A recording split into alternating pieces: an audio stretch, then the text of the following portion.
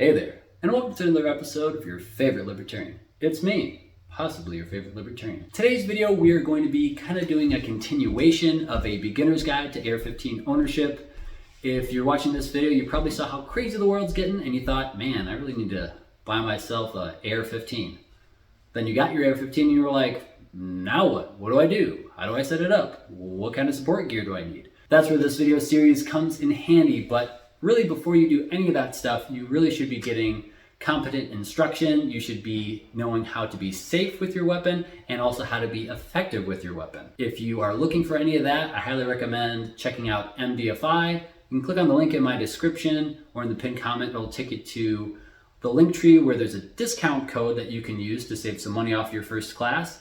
And after you become an alumni of MDFI, there's just a continual discount for being an alumni member. So if you want training, I highly recommend you check those guys out. And if not them, some competent instructor, because if you don't have training, all the stuff I'm talking about is just gonna be a loot drop for somebody else. In the first video of this series, we talked about the need to haves and the nice to haves for your AR-15. So if you haven't watched that video yet, I think you should. It'll provide a lot of context for this video. As we know, in setting up anything for defensive use, context matters. Where you're located, what you're doing, what type of threats that you are more likely to face than others is all very important in setting up your AR-15 and also in setting up supporting gear. So really think about that as we're going through this discussion. I'm just going to give you some examples, hopefully help you prioritize what you should get first, how you should prioritize your spending, and just give you more information than you had before watching this video. But if you want to watch that first video, you can click up here or up here. Now, with no further ado, let's get on to the actual video.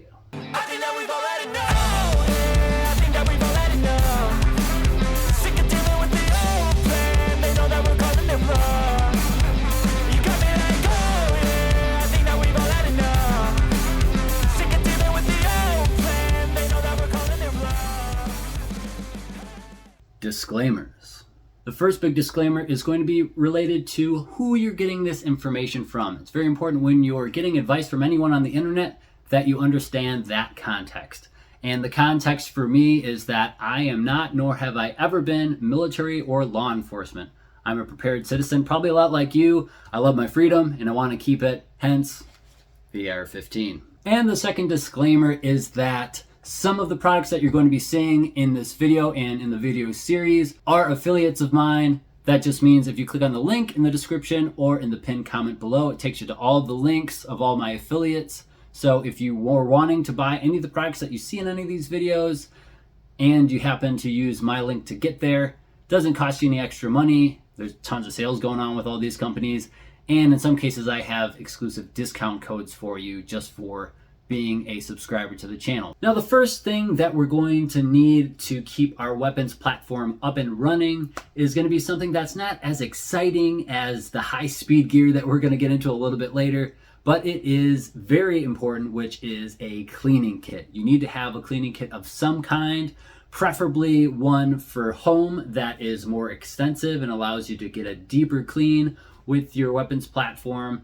And then other ancillary ones would be ones that you would take into the field, more simple ones to really just help keep the gun running while you're out somewhere in the middle of nowhere or at a training class or something like that. Otherwise, your AR-15 is gonna go from being a super mega awesome ukulele to a sharp stick if you have a bayonet on it, or a club if you don't. If you want to get some ideas on what you can use to clean your AR-15 and how to clean your AR-15, you can click on the video up here somewhere where I go over how to do that and what products I use. Next on the list is going to kind of be lumped in with the first one, and that is lubrication. I say that because some cleaners are also lubricants, so as you're cleaning your gun, you might also be adding lubricant, but there are some that are specifically lubricants, and I would highly recommend, if you are going to do anything serious, if you're having this fulfill any serious role, to have some type of lube either in the grip of the gun, if that'll fit, or on whatever you're wearing with the AR-15 as you're doing whatever you're doing. There's a lot of metal on metal moving parts, And the less friction you have, the longer those things are going to last and the better they'll work. For the same reasons that your car needs oil, your AR-15 needs lube. Next up, kind of keeping with the maintenance category, is going to be tools. Now don't worry, I'm going to touch on this real quick and then we're going to get into the high-speed gear that you guys are all probably waiting for. All right, so tools, I'm going to put this into two categories. One is going to be just your basic tools to keep your accessories maintained on your AR-15, like, you know, if the witness mark that you put on the top of your screw head that is holding on your flashlight to your gun starts moving or, you know, walking loose, you have the ability to take out the Allen key and tighten it back down. Same thing with your optic. Those type of tools, just having them with you in a bag or something attached to other kit, so that if you're out in a class and something starts coming loose, it doesn't fall off and you don't lose your zero because something started moving, right? So that's one category of tools. The other category of tools would be more so for home, and that would be your armor's tools or things that you have to work on your AR-15. So that might be things like torque wrenches, that could be things like a big AR-15 armor's tool that allows you to tighten down and turn castle nuts, ways of taking off your barrel to swap it out for a new one if you shoot out your barrel, which if you shoot enough, you eventually will shoot out your barrel. You'll need to replace that. AR-15s are mechanical things, just like other things that have moving parts. You need to replace certain things because parts wear out. It's something that you have to keep in mind long term for your AR-15 if you're trying to plan for worst case scenario where you're your own armorer, you're your own gunsmith, you're your own doctor, you're your own farmer. All that stuff has to be done by you or members of your community pulled together to get all those things done. You need to be able to have the tools so that you're not having to take it somewhere to get it done eventually. If you're trying to plan for that worst case scenario, if you're not, you can just take it to a gunsmith to do all that stuff. But ideally, the end goal would be to work your way up to having all those armorer's tools. Yes, it is an additional expense. And yes, you can get a lot of this stuff done with just regular hand tools in a pinch. But ideally, work your way up to that and you'll be a lot less frustrated when you're trying to put things together or take things apart. Lastly, for the maintenance category is going to be batteries. This is a K2 grip from Magpul. A lot of the Magpul grips have this little door here so that you can hold things in here on your gun. And inside I have two different kinds of batteries. I have a battery for my flashlight, a set of batteries. So these are the CR123A batteries. These are Surefire branded, but there's other brands. And then I also have a 2032 coin battery that goes to my HoloSun 403R. That way, if any of those batteries run out in a class or otherwise, I can easily pop that out and replace them and keep going. It's especially important if you're talking about things that use batteries like your sighting system and your light. In terms of what you can wear on your person to carry additional magazines and other supporting gear for your AR-15, the options are vast, but they are to include, and not limited to, plate carriers, chest rigs, belts, bags, satchels, and that's kind of the realm I'm going to stay in for this portion of the video. But be aware, some of my picks for the order in which you should purchase these are very controversial. If you think about the timeline of AR-15 ownership, there's buying the AR-15, there's equipping the AR-15, there's shooting the AR-15. And in order to shoot your AR-15, unless you have your own private land that you can shoot on, you're probably going to need to take it to some type of private or public range. And in order to do so, you're going to need a bag.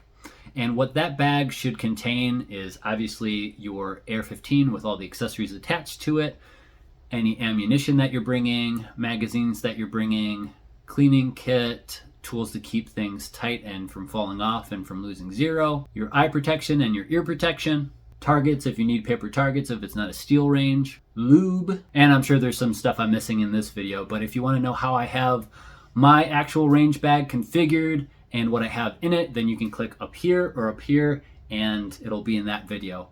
Suffice it to say, you're going to need a way of carrying your AR-15, and I would recommend having a bag that is very discreet, something without any molly on the front of it, without any Velcro, if possible, without any patches on it. It'd be great if you have a handheld bag for your rifle to be something that looks like maybe a piano keyboard case or a guitar case, something that doesn't scream, I have a gun in here. Also, I really like the backpack options for those bags because, you know, it kind of just looks like a backpack. It could be a guitar in there, you don't know. But yeah, definitely something more discreet because there's all sorts of situations where you'd want to have a discreet carrying case. One, just so your neighbors aren't giving you weird looks when you're leaving the house and loading stuff in your truck or whatever. But also there might be situations where society has gotten really bad, but you're not quite at the point where you can be overt yet with your weapons. You need to keep them hidden, and just having a backpack and just looking like a regular everyday guy with your backpack is a better option than open carrying your AR-15.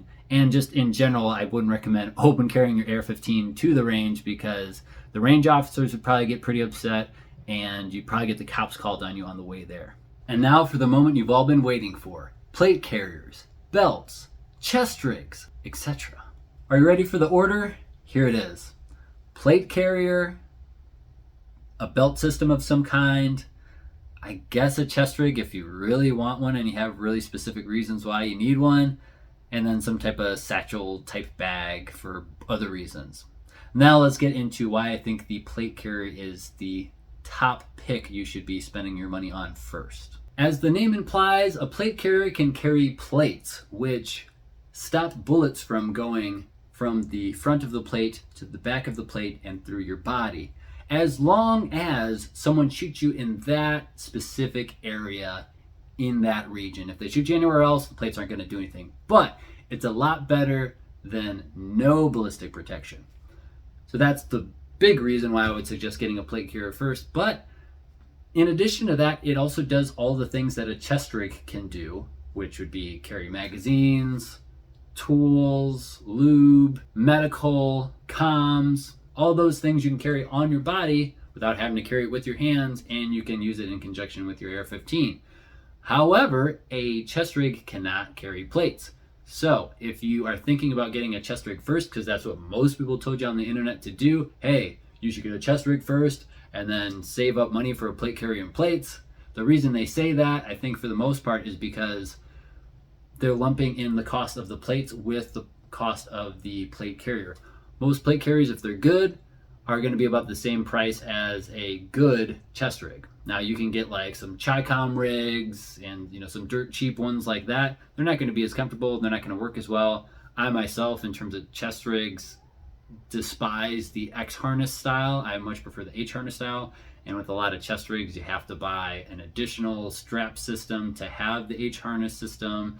And depending on how broad or narrow your shoulders are, how your body's configured, the chest rig doesn't have as much adjustability typically as a plate carrier does. So that's one of the reasons I'd much prefer the plate carrier over a chest rig if I'm gonna pick one thing. And if you want a chest rig first because you can't afford the plates, you could buy a plate carrier and just run that as a chest rig until you can buy the plates, and then all you have to do is put the plates in the plate carrier and then it becomes a plate carrier. Also, modern plate carriers are very modular. You can swap out the different placard systems, as there's tons of Velcro and Molly on all of the plate carriers that are coming out now. So really, however you want your loadup to be set up, you can switch it depending on what you're doing. Don't worry, for all you guys who love chest rigs, we're gonna come back to the reasons why you might also wanna get a chest rig. It's just not gonna be the first thing that I would recommend buying.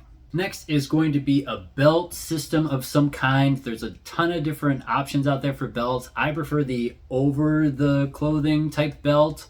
There's other belts where you are more like competition style belts where you have a Velcro inner belt that goes through your belt loops and then a Velcro outer belt that kind of like goes over that Velcro and clicks on.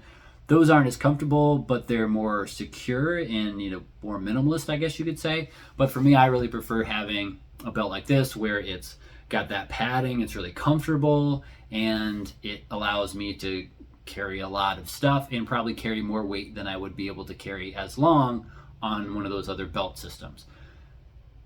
Pros and cons to belts. The pro is that you're able to keep this part of your body, your upper body, free. So if you want to practice on all those fundamentals with your AR-15, you can. You're not hindered by any straps or plates or anything in the way. So you can practice on those fundamentals.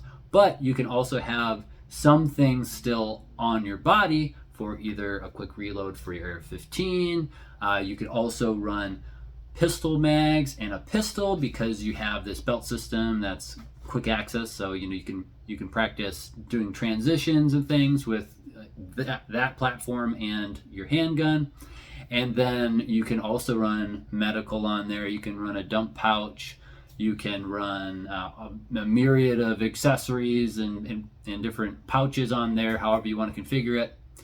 The downsides, though, are one, there's no way of adding ballistic protection to your belt, so it's not going to stop any bullets, so that's not great, which is why plate carrier makes more sense to get first. But also, there is very limited real estate for your belt, and for me, I like to have the small of my back, that area of the belt, to be clear of any stuff, because if I get somehow knocked on my back, I don't want to have any spinal injuries.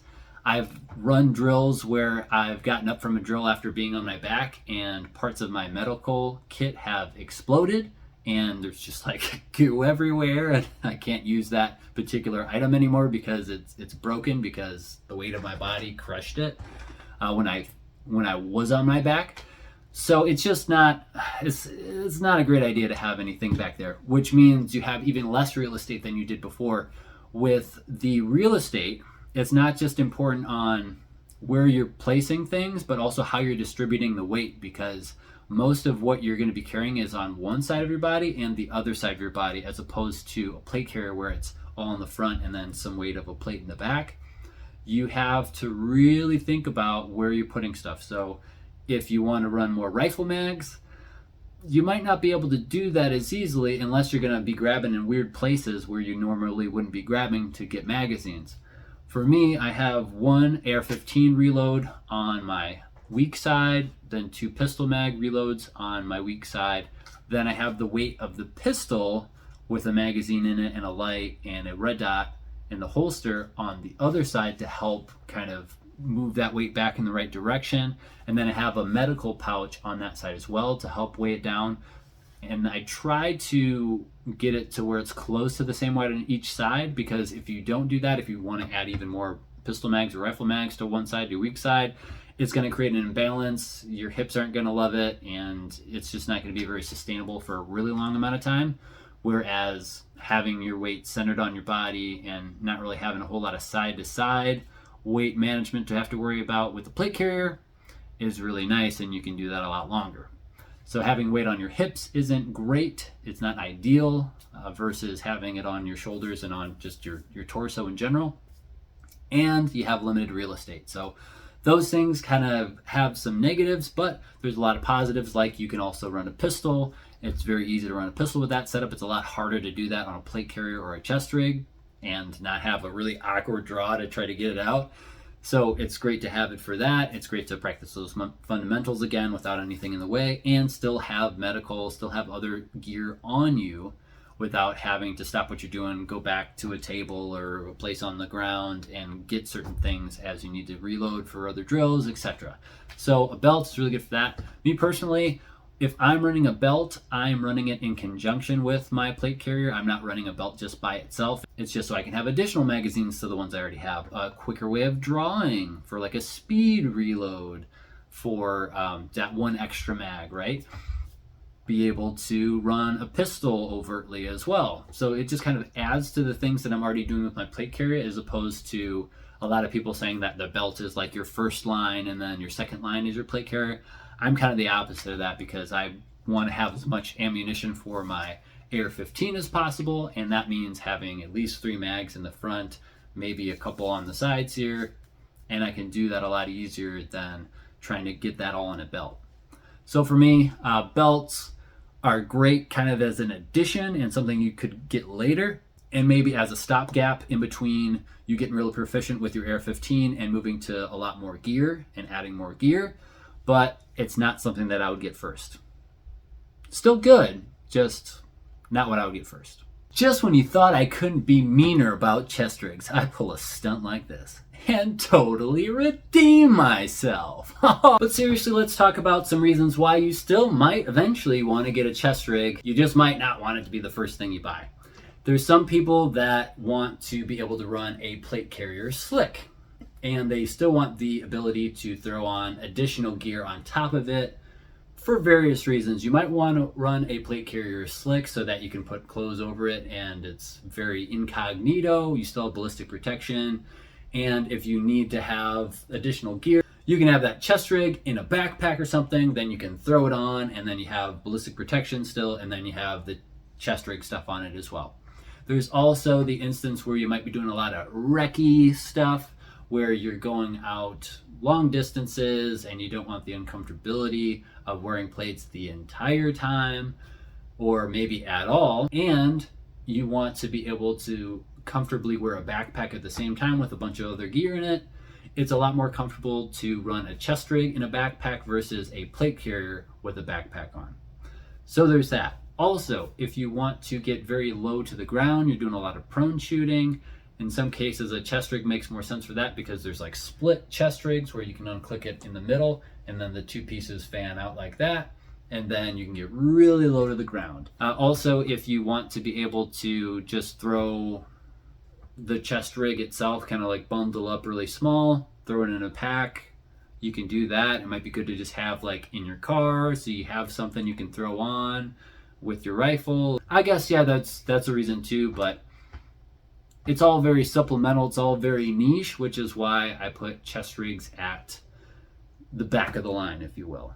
But not the complete back of the line, because there's one more option I want to talk about. Last thing for supporting gear to have on your person to help support your AR-15 is going to be a satchel, a MRS, a sling bag of some kind. I put this at the very bottom of the list because it is not going to be as efficient. It's not going to be as organized as some of these other options, but it is a way for a very affordable price to carry additional magazines on you, medical and other things, tools, lube for your AR-15 if you want to run it like that. You might have a situation where you just bought this AR-15 and you fit it out with a bunch of stuff, but you have very little money left to put into something you're going to have on your person.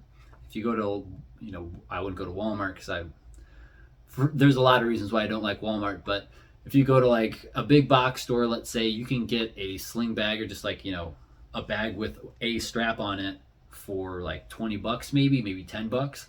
And then with that, you can fill it with as many mags as you can fit in there that are loaded. You could put an IFAK in there. You could put a flashlight in there, whatever you want. And then you at least have something. So in the middle of the night, if it's a home defense scenario, you grab your rifle, you grab that bag, throw it around your neck or like over your shoulder, and then you have additional mags on you, you have medical on you, you have other things on you. That's cool. Obviously, it's not going to be as organized unless you get a bag that has organization where you can keep mags in certain spots so you can grab them easily, re-index them. If you get a bag with Velcro that has the ability to accept placards, you get a lot more organization. But then we're getting into the realm where it's costing more and more money, and we're getting closer to the prices of the other items we're talking about.